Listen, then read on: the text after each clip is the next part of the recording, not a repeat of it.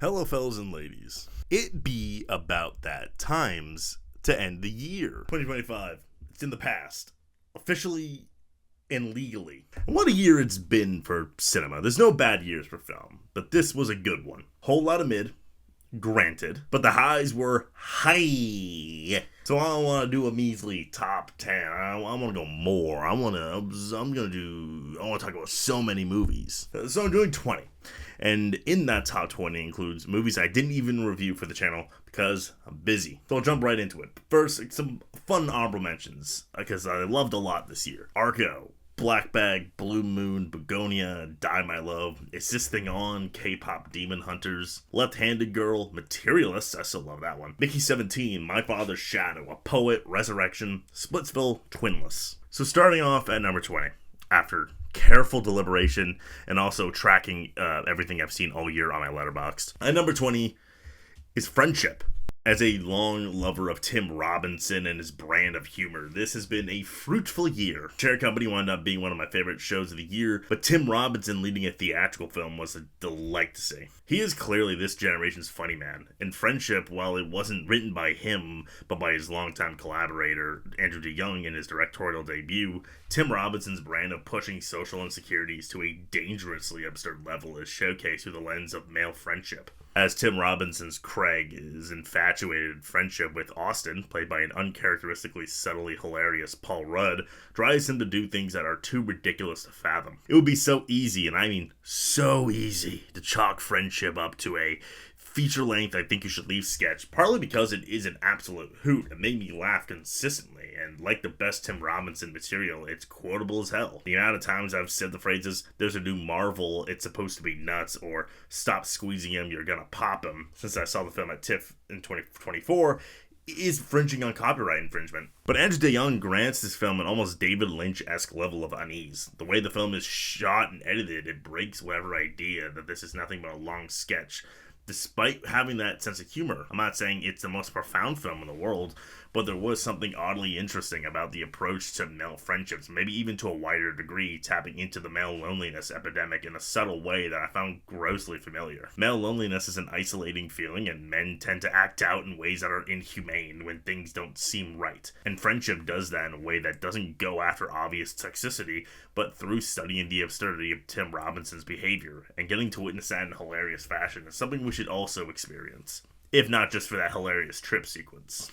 And 19 is If I Had Legs, I'd Kick You. Mary Bronstein's genre-bending surreal masterwork, If I Had Legs, I'd Kick You, is likely to make you frustrated, upset, even maybe all the other negative feelings, alienating, and that may be the point. We're watching maternal frustrations be holed in front of us in anxiety-inducing ways with insane close-ups that elicit claustrophobia and side characters that you want to kick in the jaw, but feel like all you can really do is let them walk. Thus the title. And this could have fallen flat had it not been for the career best performance from Rose Byrne, a firecracker in every moment of this film, who gives this movie another layer of awe, as you can't keep your eyes off of her magnum opus performance, even if her co-stars like Conan O'Brien and A$AP Rocky are amazing as well, giving real standout performances for these non-actors to strut. If I Had Legs, I'd Kick You is a nauseating at times experience, but it's a film all about choices, whether it's the choice to portray the daughter as nothing but an off-screen nuisance, or the choice Rose Byrne's characters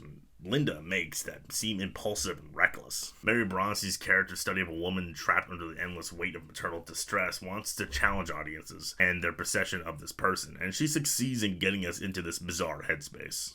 Number 18, The Voice of Hind Rajab. I only discovered this after, but the voice of Hind Rajab's director, Kauthar Ben-Hania, also directed a documentary I absolutely adored called Four Daughters. And between that and the voice of Hind Rajab, I really love her visual eye and approach to these subjects. This is a chamber drama, a thriller, and a docu-fiction all at once. Any film that brings light to the onslaught in Gaza is worthwhile, but with the voice of Hind Rajab, your heart can't help but melt at hearing the desperation of the call center volunteers and the anguish of Hind Rajab's voice as they try to save a 5-year-old girl trapped in a vehicle in the middle of an attack by Israeli soldiers. It's pretty common knowledge that the voice recording we hear is from the real call from Heinrich Job, and I think that gives the voice of Heinrich Job almost an impossible to review quality. This genocide is real, and the feeling of helplessness in this film is so effective because it's how a lot of us have felt in the last year or two. But it's impossible for your heart not to go out to this girl, surrounded by carnage, just trying to live, and the numbing effect of this film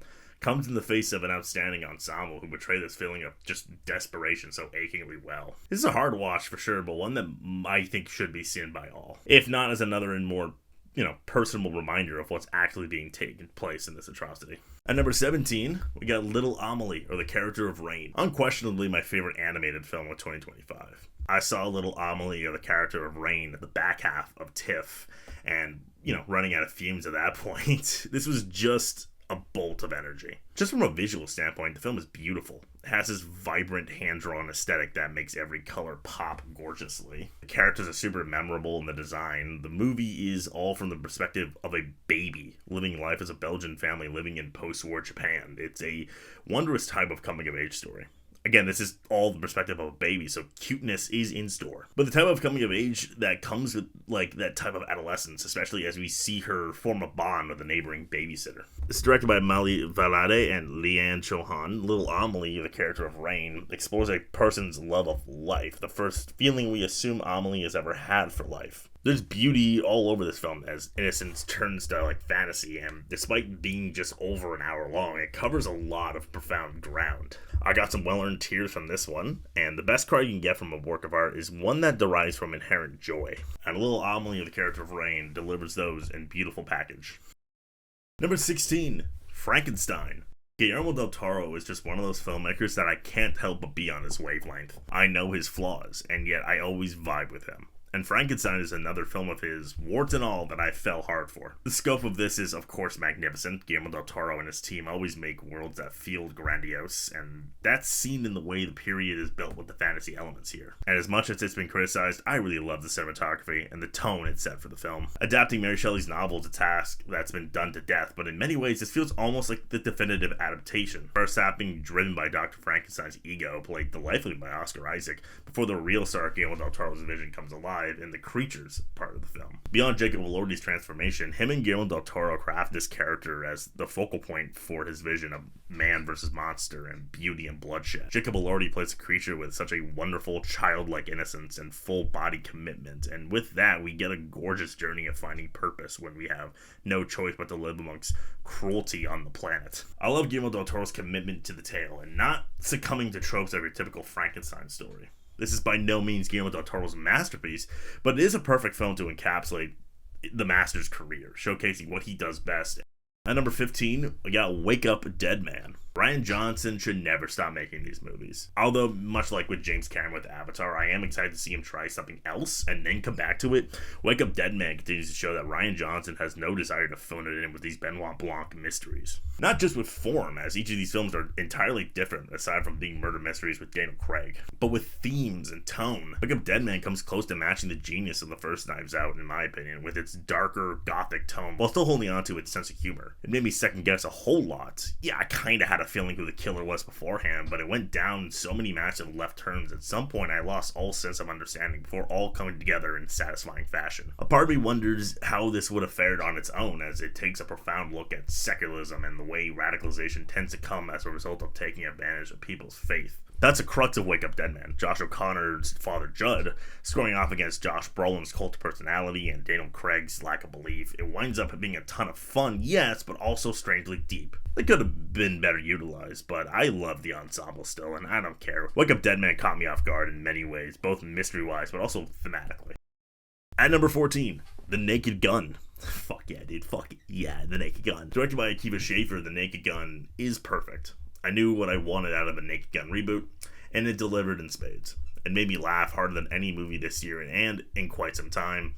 Liam Neeson's stunt casting is flawless, nailing the deadpan needed for a sense of humor like The Naked Gun's. The plot is utter nonsense, and it's a ton of fun. I will use this as a crutch every time someone claims I hate fun because I don't like Marvel movies, but I had the best time watching this movie. I can remember all the puns and wordplay and misunderstandings, but there's just so many, and they all land. I was so worried they were going to lean into a meta reboot thing, but they didn't, partly because Akiva Schaffer and producer Seth MacFarlane genuinely understand comedy. There's a bunch of modern action spoof stuff like the amazing fake wall bit, but the best part of the Naked Gun comes to the fact that there's absolutely no shame in this movie to just be a comedy and be silly. The snowman bit comes to mind as a total non sequitur that made my audience burst into hysterics. We need more comedy films in the mainstream like the Naked Gun. It just works when done right and can grab an audience. Number 13, Hamnet. When you can make me ugly cry multiple times, you've done something right. Any movie that elicits a reaction is worthwhile, and Chloe Zhao's period drama will get the tears flowing in Hamnet. But it's not just tears for the sake of tears. Nothing about Hamnet is manipulative. Hamnet's strength lies in the slow build-up. There's visual poetry everywhere in this film as we see the evolving love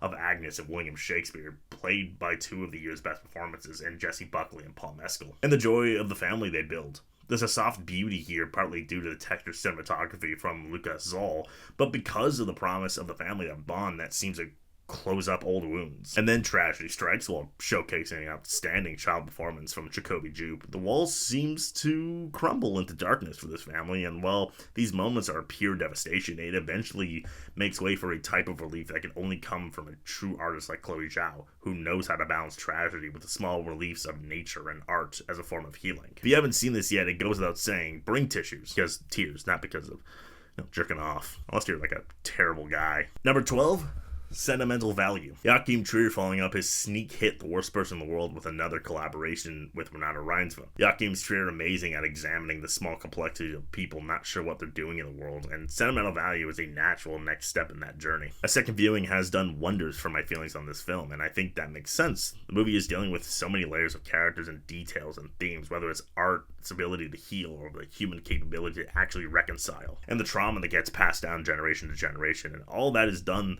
through the magnificent grounded performances from the entire ensemble. Renata Reinsve, Stellan Skarsgård, Elle Fanning, and I would say especially Inga Ibsdar-Elias are all exceptional. From a purely directorial standpoint, sentimental value is probably Joachim Trier's greatest accomplishment. I think I loved Worst Person in the World a little more, but Joachim Trier gets the opportunity to show his strength with some really incredible camera movements. Narratively, it's outstanding and deals with everything it sees challenged, never with an easy answer. Sentimental value finds a lot of nuance in the human-to-human interactions that reveal true heartbreak but the promise of profound catharsis. At number 11, It Was Just an Accident. This year's Palme d'Or winner, Jafar Panahi's It Was Just an Accident is an outstanding achievement. So much has been said about this excellent film that Jafar Panahi had to make in secret due to his persecution from the Iranian government, but something I find so brilliant about It Was Just an Accident is that it's all structured like a screwball comedy. There's a lot of situational humor moments, something like one of the women wearing a wedding dress the entire time, or an awkward encounter with security guards, and yet Jafar Panahi makes no mistake that this is a dark film with a lot to say, not just about Iran and the current political climate over there, but humanity in general and their capability for cruelty. He wants us to question what justice really looks like and if the scars of victims of tyranny can truly just go away. The entire ensemble is incredible. The filmmaking, which consists mostly of tracking shots, gives this film an extra level of tension as the story continues to evolve with a group of people wondering if the person they're kidnapping is the right person. And the final 20 minutes are unforgettable. I have the DVD at home, but I haven't seen it since August, and yet the ending still haunts me. I've been a fan of Jafar Panahi for years, and It Was Just an Accident, well, not his crowning achievement due to the high bar that needs to cross, is another wonderfully thought out and effective feature. Number 10, Sorry Baby. It truly blows my mind that Sorry Baby is a directorial debut. Ava Victor's direction, despite being so restrained, eeks with confidence. They turn what could have easily been a shot, reverse shot type of narrative direction into a vibrant, heart-wrenching masterclass in how to tonally put a film together. The writing here is a true gift from Ava Victor as well, telling a story of someone not wallowing in despair but regaining their humanity in the wake of an assault. Within its non-linear narrative is a humanistic and hilarious journey of memorable side characters and emotional breakthroughs that come together to make something impossible to forget, if not for the one-liners alone. This movie almost acts like Eva Victor is welcoming us into their open wounds and inside jokes. There's a hangout quality to Sorry Baby, especially given the emphasis given to Naomi Aki's loyal Liddy that acts as a welcome shoulder to cry on for Agnes, played by Eva Victor as well in a breakout role. I don't want to make assumptions about how personal this was to Eva Victor, but it feels so lived in and honest about the trauma it seeks to examine, not to tear the wound up more, but to find strength back as a result. And if you can do it with a sense of humor, that's just a plus, and Sorry Baby is a hell of a plus. And number 9 is Ephus. IFAS is genuinely just us watching a bunch of middle-aged men play a game of baseball, with an excellent ensemble at its core, directed by Carson Lund, who, in, I believe, his first film, this game of baseball that we learn is the last for these men in the field before it gets demolished and a school gets built over it. Instead of a big let's save the field type of narrative, Carson Lund is more interested in the silent poetry of the game, a game I myself have fallen for in the past year. On paper, nothing really happens in this movie, but the poignancy is loud despite saying nothing at all. It's a perfect guys being guys type of film that IFAS pulls off while delicately dealing with the passage of time in a heart-wrenching manner. As the day turns to night and the men cling onto the game tighter and tighter, so much of the silent implications begin to shout louder and louder. The simple things that give people joy, something like life being meaningless, given meaning by ourselves, the road not taken, masculinity, the heartbreaking reality of time's curse. IFAS deals with a lot of this with a simple game of baseball. Like these men in the film, a simple game of baseball can seem so much more than just a simple game of baseball. At number 8, Train Dreams. Directed by Clint Bentley, Train Dreams is far and away one of 2025's most stunning looking films, but underneath a painting-like cinematography is a life-affirming wonder that takes us into the turn of the century. Robert, played by Joel Edgerton's tale of building the American dream by working the railroads and providing a home he built for his family is one of divine tragedy and pure bliss. We witness the turn of the 20th century and all of its horrors, but what could have been misery porn, Clint Bentley instead turns into a Terrence Malick-esque hazy memory exercise and finding respite in life's really many wonders. Its meditative and visual style only exasperates the large-scale yet intimate story. It's hard to find yourself not contemplative over its reflections on healing and finding silent beauty in your small life. It doesn't seek to invoke misery, or at least not the whole time, but wonder what makes life so worthwhile. And like many, the finale has really got to me. It hammers home the little things idea to a beautiful level. Train Dreams is easy to miss out on due to the nature of its storytelling, but if you can take the journey, there's so much worthwhile to swallow. Number 7, Seurat. I could try forever. Nothing could possibly prepare you for the hypnotic perfection of Oliver Lache's Seurat. Following a father searching for his daughter alongside his son that finds them crossing the Moroccan desert with a bunch of rave-obsessed nomads.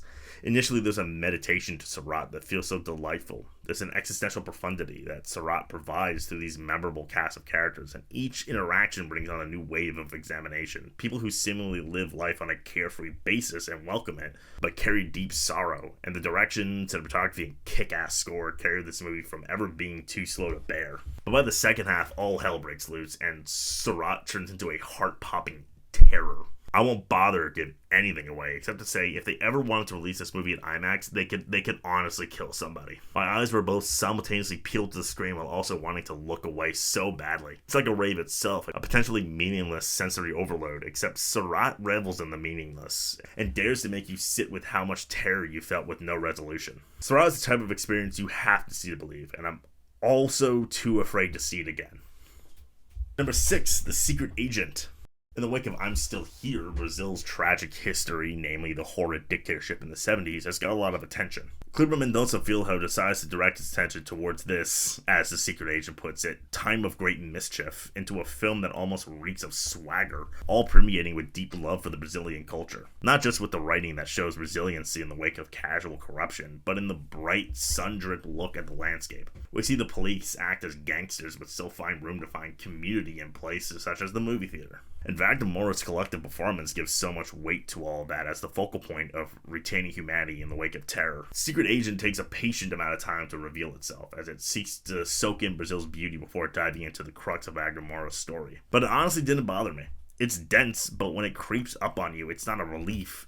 One could argue the opposite, as the vibe of the culture Kleber Mendonça Filho was seeking to shed a light on sheds its dark ear, but he has no desire to hide history or make us see it as a haunted relic, but embrace it. And the Secret Agent, using neo-noir editing and exciting characters, show us a culture's necessary history. Number 5, Eddington.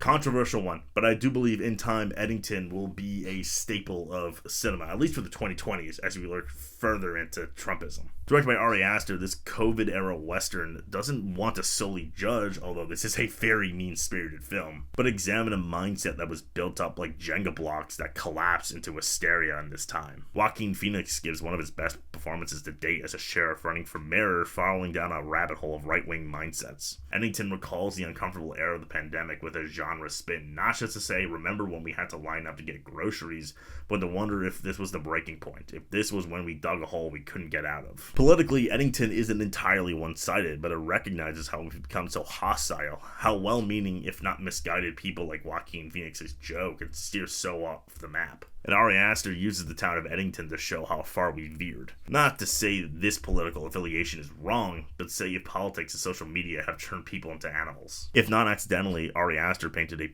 perfect portrait of where we have headed as progressivism has been mostly ditched and right-wing conspiracy paranoia has run rampant, culminating in a climax that goes so far off the hinges and a final shot that just makes us look at what we've done. As the tag of the movie suggests, hindsight is truly 2020. At number 4, we got Marty Supreme.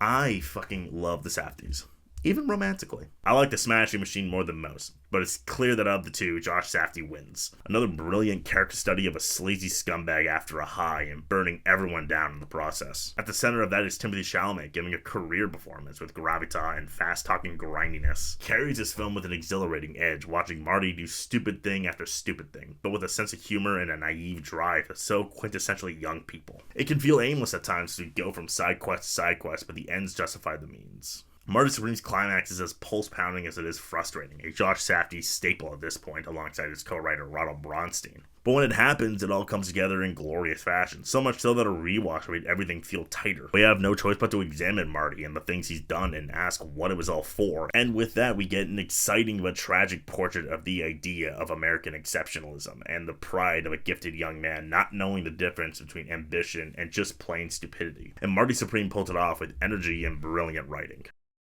Number 3, No Other Choice. There's nobody in film quite like Park Chan-wook. He's working on a level that's unheard of, doing shit only a madman could do. No Other Choice showcases that to another extreme, with all the wackiness and crazy filmmaking you can expect from him. As a genre master, it's no wonder Park Chan-wook made this as entertaining as it is, blending so much from thriller to outright slapstick comedy. And Lee Byung-hun's standout performance gives this film levels of humanity, but also absolute silliness. It's a story of a desperate man driven to murder in order to get a job. Dark shit, but it never lets up. The brilliance of No Other Choice isn't simply its genre, but how it seamlessly incorporates its genre into the layered storytelling of the job market in all its facets. How men react to unemployment, the fact that the protagonist is rather privileged and a lot of his anguish comes from pride, and how the job market going so fast towards automation is gonna make monsters out of a lot of people. It's a lot, but No Other Choice is anything but a mess. It actually feels so calculated and angering, and another masterpiece from one of our absolute best. Coming in at number 2, Sinners. To live in a time with a film so boundary-pushing from a young director like Ryan Coogler on such a large scale is something we should all be grateful for. Sinners is a genre spectacle unlike anything put to screen, thanks in part to the glorious 70mm IMAX cinematography, but the amount of detail put into every frame and genre shift. Its elements of horror, period drama, western flick, and even musical all feel distinct. Many sequences stand out in ways that rarely any film can relate to, all while encompassing a lot of deep ideas of impulse and what history tells us and the glory of community and love, all with a juiced up vibe and inherent coolness elevated by Michael B. Jordan's excellent dual performance. Sinners is bound to become an instant classic, and for good reason. Incorporating the blues of the vampire horror film is gutsy in and of itself, but its identity is one that is impossible to replicate, unless it's coming from an artist with a vision. Ryan Coogler is one of our best genre filmmakers, and he dialed his genius up a notch with Sinners, a cool, tense, and bizarrely life-affirming masterpiece. Alongside a film I'm about to discuss, Sinners' place in history feels cemented, and it's not unearned at all. Finally, leading at number 1, easily the best movie of the year, One Battle After Another. Paul Thomas Anderson is undeniably one of the greatest living filmmakers. It's been known forever, and the fact that he's still making movies that can be argued to be his best, even after making some of cinema's most crucial masterpieces, is a testament to his genius. Leaving One Battle After Another, I instantly knew I had watched a masterpiece. I didn't even have everything figured out, I just knew. And like the best films, time gives the work of art more meaning. It's both timeless and couldn't be any more timely at the same time. Watching a revolution fall and wonder if hopelessness just can't be in the cards as the next generation picks up the pieces. The movie is exciting and thought-provoking, full of genre thrills. Going from stoner comedy to action with seamless ease is a treat, and the ensemble is all incredible. One battle after another goes beyond an average political thriller to bring us a beautiful story of a father and daughter in the midst of larger forces of hate. What if raising an amazing person is a revolutionary act in and of itself? It's easy to see one battle after another as a spectacle film, and even if it is, it's an incredible one at that, as the set pieces are just fantastic. But there's so much more here, making a car chase an exhilarating one at that. One big metaphor for the impending generation finding the next battle. Subsequent viewings truly bring me to tears because this film has so much to dig into, and it's only a matter of time before this is considered, like, on a wide degree, the film to define the 2020s. That's what I got. I'm not feeling great, I gotta be real, but what a year. The world's on fire, but we still watching movies for now. Let's grab a chair. Bye.